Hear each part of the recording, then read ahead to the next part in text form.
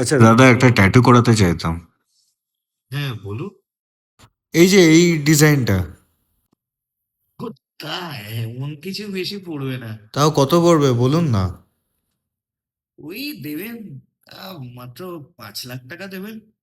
এই একটা ছোট ডিজাইনের জন্য 5 লাখ টাকা?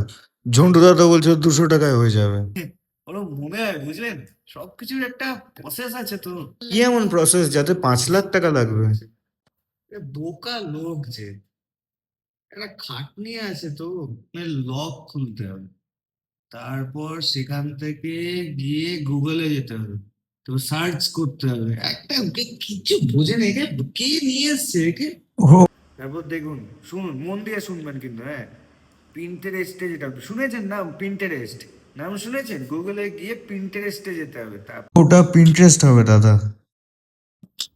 পিন্টারেস্ট হোক, যাই হোক, যাই টেরেস্ট হোক, আপনি আপনি বুঝেছেন তো, ব্যাপারটা বুঝেছেন। খাটনি আছে একটা, ওখানে গিয়ে কপি করতে হবে, তারপর ডিজাইন গুলোকে পেস্ট করতে হবে।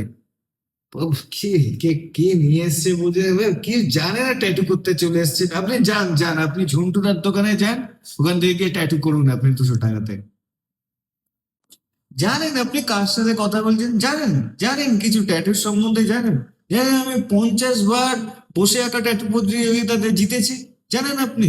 এই যে পাবলো, পাবলো পাবলো পাত্র, এই তো থাকতো এখানে, এখন গিয়ে বোম্বেতে ট্যাটু করছে। কে কার থেকে শিখেছে? আমার থেকে শিখেছে।